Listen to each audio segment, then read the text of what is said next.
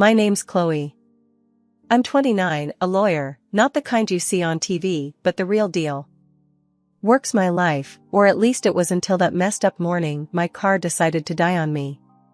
Standing there, on the edge of the road, watching the tow truck haul my car away, I was fuming. Late for work, with no ride, and my phone dying. Just great. Then this guy, Mike, stops by. First thing he says, "Looks like you could use a hand." He's casual, driving this old pickup that's seen better days, but there's something about him. I'm thinking, do I really want to get into a stranger's truck?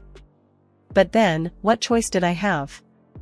Only if you're heading towards downtown, I said, trying not to sound as desperate as I felt. Downtown it is. Hop in. He shot back with a grin that could disarm you at 20 paces. His confidence was something else. The ride was something out of a movie. We talked, or more like, he did most of the talking. Told me about his job in construction, how he loves it but hates waking up early. I shared bits about my lawyering, careful not to dive too deep into the boring details. You always pick up strangers? I asked, half joking. Only the ones who look like they won't murder me in my sleep. He laughed. That got me. His humor, it was dry, kind of like mine. We exchanged numbers before he dropped me off. In case your car decides to bail on you again, he said. I rolled my eyes, but smiled. Didn't think much of it then. Work was a blur, but I couldn't shake off the morning's adventure. Mike's number burned a hole in my phone. On a whim, I texted him. My car's a traitor, but you're not. Coffee? He replied almost instantly. Thought you'd never ask. Mike and we clicked. Not just on the surface, but deep down. He got my jokes, didn't mind my rants about work, and somehow, seeing him became the best part of my day. Weird how life works. One day you're cursing the heavens for a broken down car, and the next, you're waiting for a text from the guy who offered you a ride. That ride changed everything. Looking back, it's funny how moments like these, totally random, unplanned, can set the course of your whole life. But back then, I was just enjoying the ride, pun intended. Meeting Mike was a breath of fresh air, a reminder that sometimes, the best things come from the most unexpected places. And as for my car, well, it got fixed, but I found myself hoping for more mornings like that one, stranded or not. And sure enough, he called later that week, asking me out. We met up at this no-frills cafe, nothing fancy, just a cozy spot where we could talk. And talk we did. It was easy, like we'd known each other for ages. He made me laugh, listened to my rants, and somehow, time just flew by. After Mike and I got serious, he started talking about meeting his family. I was nervous, sure, but figured it was just another step in our thing. Mike had told me loads about his mom and sister, how they were this tight little clan since forever. I respected that. But nothing could have prepped me for the actual meet. We pulled up to their house, a cozy-looking place with a wild garden out front. Mike had this brace yourself look as we walked up. Remember, they're a bit intense, he warned, ringing the bell. Intense? I echoed, raising an eyebrow. I'm a lawyer, Mike. I deal with intense for breakfast. The door swung open, and there stood his mom, Carol, and sister, Lucy. First impressions? Carol had the scrutinizing gaze that could peel paint, and Lucy seemed to mirror her, minus a few years. Mike. And you must be Chloe, Carol said, her voice sweet but her eyes doing a full audit. Come in, come in. The living room was like stepping into a different era, all antique furniture and photos. Mike introduced me properly, and we sat down, the air thick with anticipation. So, Chloe, Carol started, all casual. Mike tells us you're a lawyer. That must be interesting. Yeah, it's got its moments, I replied, trying to keep it light. Lucy chimed in. Must rake in a pretty penny, huh? I laughed, a bit taken aback. Well, it pays the bills, and then some. Mike shot me a look, a mix of apology and I told you so. The conversation steered into downright nosy territory real quick. Carol leaned in. But exactly how much are we talking? You know, just out of curiosity. Ah, trade secret. I quipped, hoping my smile hid my discomfort. Mike tried to change the subject, bless him, but the two were like bloodhounds on a scent. After dinner, which was an interrogation disguised as a meal, I heard them in the living room, speculating about my salary based on the brands I wore and the car I drove. Mike found me in the kitchen, refilling my glass. Hey, they're just protective. Don't mind them. Protective? I muttered, swirling my drink. Feels more like an inquisition. We tried to make the best of the rest of the evening, but it was clear there was a gap between us and them. As we left, Carol's too sweet goodbye and Lucy's smug wave felt like a challenge. On the drive back, Mike kept apologizing. They can be a bit much. I'm sorry, Chloe. It's fine, I said, though it wasn't, really. Just wasn't expecting the Spanish Inquisition. Mike laughed, that easy sound I'd fallen for. No one expects the Spanish Inquisition. It was our first real test, meeting his family. I thought back to my own, no-nonsense folks who valued privacy and respect. Mike's family was another world, one where boundaries seemed optional and every detail of your life was up for debate. But I liked Mike a lot. Enough to weather a bit of family drama. Still, as we headed home, I couldn't shake the feeling that this was just the beginning. Little did I know how right I was. Marrying Mike was like a whirlwind. Everything happened so fast, from the proposal to planning the wedding. I thought maybe, just maybe, tying the knot would smooth things over with his mom, Carol, and his sister, Lucy. Spoiler alert, I was wrong. Our wedding day was a blur of flowers, vows, and a small sea of faces. Despite the rush, I caught Carol and Lucy throwing looks that could curdle milk. I brushed it off, focusing on Mike and the new chapter we were starting. At the reception, Carol cornered me. Chloe, dear, this is quite the event. You must have spent a fortune. I forced a smile. It's a special day. We wanted it to be memorable. Lucy piped up from behind her mom. Yeah, memorable and expensive. Hope Mike knows what he signed up for. I bit back a sharper retort. We're both happy. That's what matters. The tension didn't end with the wedding. If anything, it ramped up. Carol and Lucy started dropping by our place unannounced, each visit an exercise in patience. They critiqued everything from my cooking to how I decorated our apartment. One evening, they outdid themselves. Carol, gloved hand and all, dragged her finger across the top of our bookshelf and sked at the dust she found. Really, Chloe, cleanliness is next to godliness, she said, smirking. Lucy was quick to join in.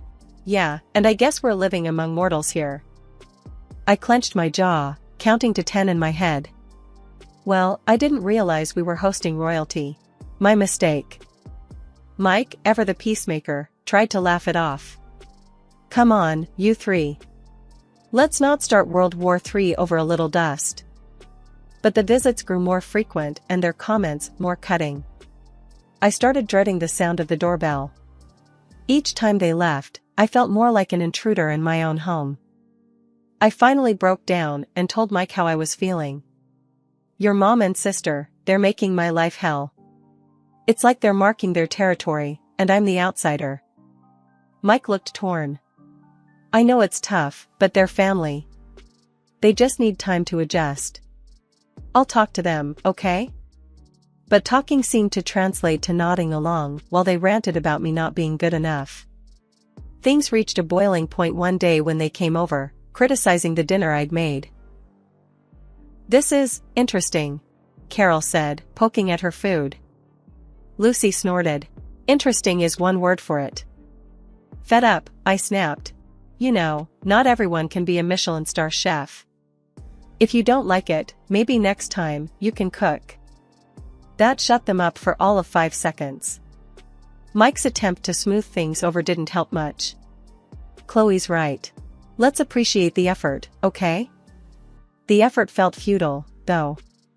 No matter what I did, it was never enough. They wanted me to change, to mold into whatever perfect daughter-in-law image they had in their heads. But that wasn't me. I'd hit my limit with Carol and Lucy's endless nagging and snide remarks.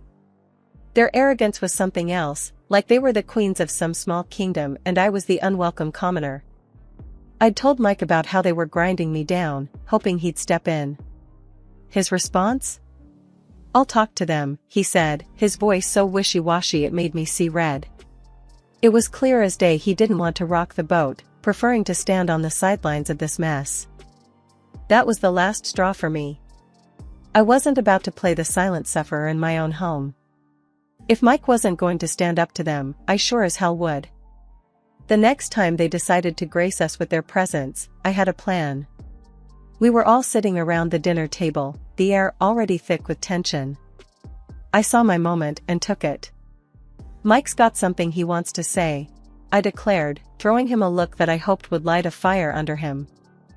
Mike went red, fumbling for words. Yeah. Mom, Lucy, you should really show Chloe some respect," he mumbled, barely meeting anyone's eyes. You could have heard a pin drop. Carol's face went from 0 to furious in a heartbeat. "Respect?" she spat, her anger not aimed at Mike, but squarely at me.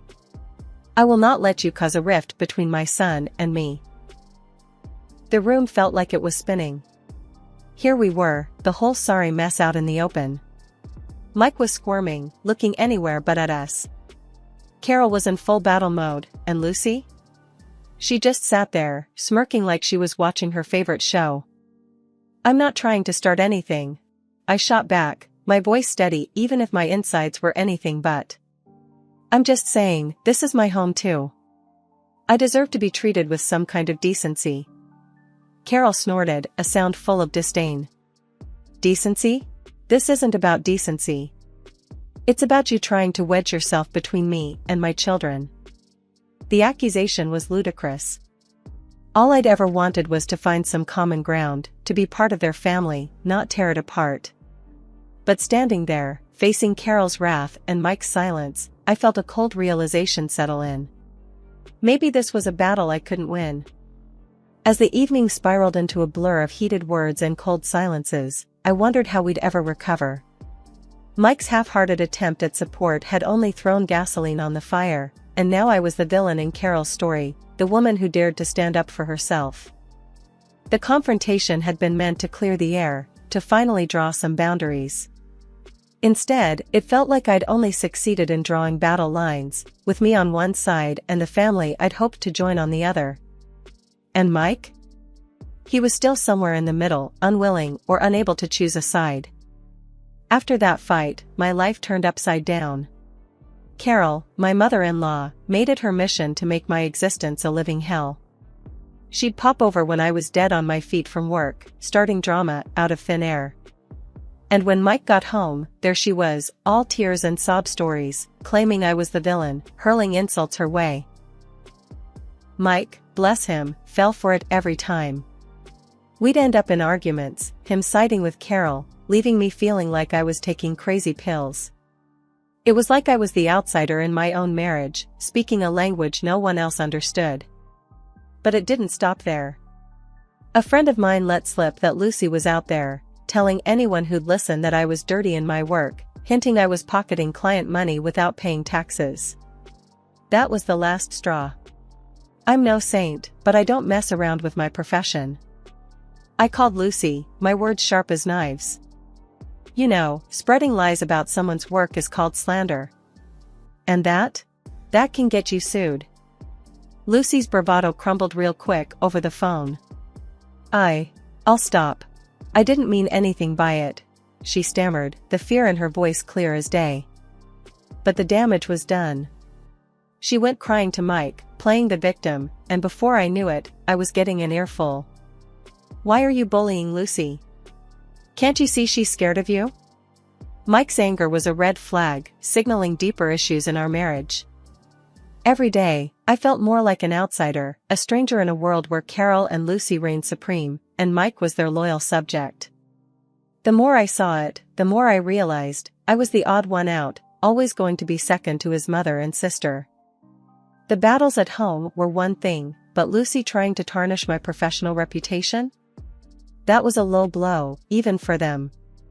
I started to wonder if Mike would ever really have my back, or if I was doomed to be the villain in their twisted family drama. The phone call from Carol had been as pleasant as nails on a chalkboard. "Lucy's tying the knot. We're celebrating at Le Grande Plateau this Friday. You're coming," she stated, her voice broking no argument. My heart sank. The last thing I wanted was to spend an evening in the lion's den, but Mike was all about mending fences. It could be good for us, a fresh start, he argued with that eternal optimism of his. Reluctantly, I agreed. Le Grande Plateau was the kind of place where the prices on the menu made you do a double take, wondering if you'd accidentally wandered into a car dealership instead. Carol, Lucy, the groom-to-be, and his parents were already seated, attacking a seafood platter like it was their last meal. No sooner had we taken our seats than Carol dropped the bomb. "Chloe, darling, we thought it'd be lovely if you covered tonight's feast. A small gesture to cement your place in our family," she announced, loud enough for neighboring tables to overhear. I nearly spat out my drink. "You're joking, right? You expect me to foot the bill for this extravaganza?" The table fell eerily silent, all eyes on me. Lucy, never one to miss a beat, added, "Oh, come on, don't be such a tightwad, Chloe. It's not every day your sister-in-law gets engaged." I felt like I was in the twilight zone. "Look, I came here to show support, not to bankroll Lucy's engagement party. This is beyond ridiculous." Carol's expression hardened. "I specifically chose this venue with the expectation you'd contribute. It's about showing respect, Chloe." My gaze flickered to Mike, desperate for him to say something, anything, in my defense. His response floored me. "She's right, Chloe. Just pay. We don't need more drama. You'll pay, otherwise we'll get divorced." I was flabbergasted. "So, it's pay up or get out? Is that my choice? Are you seriously siding with them on this?" Carol's smirk told me everything I needed to know. She thought she had won. But something inside me refused to let that happen. "You want a divorce over this? Fine. Let's do it. I'm not your puppet." You could have heard a pin drop. The shock on their faces was a bittersweet victory. I stood, my chair scraping loudly against the tile. I've had enough. Enough of the manipulation, the insults, and this sham of a marriage. As I stormed out, their bitter words followed me, but they bounced off me like I was made of steel. I was done. Done playing the villain in their messed up family drama. Driving away, a torrent of emotions overwhelmed me. Fear, relief, anger, but above all, a sense of liberation. I'd finally stood up for myself, drawn a line in the sand. After the restaurant showdown, I went back to what used to be our place, now just a space filled with memories I couldn't wait to leave behind. Packing was a blur, each item a reminder of a life that felt like someone else's story. Once everything was boxed up, I filed for divorce. No dramatic confrontations, just a quiet end to a chapter one was ready to close for good. Word got around quickly, not just about the divorce, but about the fallout from that disastrous dinner. Turns out, Carol had tried to pull the same stunt with the groom's parents, insisting they cover the extravagant bill. That backfired spectacularly. The groom, fed up with the family's antics, called off the engagement with Lucy. You'd think that'd give them a moment's pause, a second of self-reflection, but no. Instead, Carol and Lucy pinned the blame squarely on me. According to the rumor mill, I was the villain of the piece, a greedy, heartless woman who'd torn their family apart. It would have been laughable if it wasn't so pathetic. The aftermath of that explosive dinner wasn't pretty. Word got around fast, too fast. My phone was buzzing nonstop, texts and calls pouring in from friends and, unfortunately, acquaintances who'd heard some version of the night's events. The rumors were wild, painting me as everything from a heartless villain to a downtrodden victim. I ignored most of them, but it was one call that I couldn't just swipe away, my mom. Chloe, honey, what's this mess I'm hearing about you and Mike? And something about a restaurant blow up? Her voice was a mix of concern and confusion. I sighed, rubbing the bridge of my nose. It's a long story, Mom. The short version? I stood up for myself, and things didn't go well. There was a pause on the other end, and then, well, I always said that woman was trouble. You're better off without them, you know. Hearing my mom say it out loud, it hit different. It was one thing to walk away, but another to hear that maybe, just maybe, I did the right thing. Yeah, I know. Just didn't expect everything to implode like this. A few weeks after I'd moved out, I ran into one of our mutual friends, Jenna, at the coffee shop. She wasted no time diving into the latest gossip. Chloe, I heard about the split, and everything else. Carol's been saying some wild stuff, you know? I took a sip of my coffee, already knowing where this was headed. Let me guess, it's all my fault? I'm the wicked witch who ruined their lives. Jenna looked uncomfortable, but nodded. Yeah, something like that. Lucy's engagement is off, and they're saying you're to blame for the dinner fiasco, too. I couldn't help but laugh, they sound bitter. Of course, they are. Because it's easier to blame me than admit they're a pair of entitled, manipulative. Hey, I know it's tough. Jenna cut in. But you're better off without that drama. Despite the rumors, the whispers, and the blame game, there was a sense of relief that came with being free of it all. Free of Carol's constant meddling, Lucy's passive-aggressive jabs, and the never-ending cycle of drama that came with being part of their family. As I navigated my new life, word got back to me about Mike and his current living situation. Turns out, after our divorce, he moved right back in with Carol and Lucy. The three of them, all under one roof again. The thought brought a mix of emotions, but mostly, I felt a strange sense of relief. It was confirmation that walking away was the right choice, not just for me, but for my peace of mind. I heard through the grapevine, snippets of conversations at local cafes, and the occasional overheard chat at the grocery store, that their antics hadn't stopped with me. If anything, they ramped up. Stories of Carol's latest schemes and Lucy's outlandish demands were making the rounds, painting a picture of a family consumed by their own greed and arrogance. Their reputation in town took hit after hit, each rumor another nail in the coffin of their social standing. The weeks turned into months, and slowly, the drama that had once consumed my life started to feel like a distant memory. I was settling into my new normal, finding peace in the quiet moments and solace in my work. One crisp autumn evening, as I was leaving the office, my phone buzzed. It was a text from Alex, a colleague I'd become close friends with over the last few months. Drinks tonight? You need a break, and I've got some big news. Curious and in dire need of a distraction, I agreed. We met at a cozy little bar downtown, a world away from the high-stakes drama that used to define my evenings. So, spill it. What's this big news? I asked, sipping on my drink, the warmth of the whiskey a welcome reprieve from the chill outside. Alex's eyes sparkled with excitement. I'm starting my own firm, and I want you on board. You're one of the best lawyers I know, Chloe. What do you say? The offer took me by surprise. It was the kind of opportunity I'd dreamed of, but in the whirlwind of my personal life, I'd forgotten how much I longed for a fresh professional start too. Wow, Alex. That's incredible. I'm honored, really. Let me think it over? The next morning, I woke up feeling more determined than ever. I called Alex, my decision made. Let's do it. I'm in.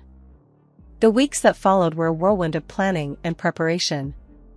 We found an office space, started building our client list, and every day felt like a step towards something exciting, something mine.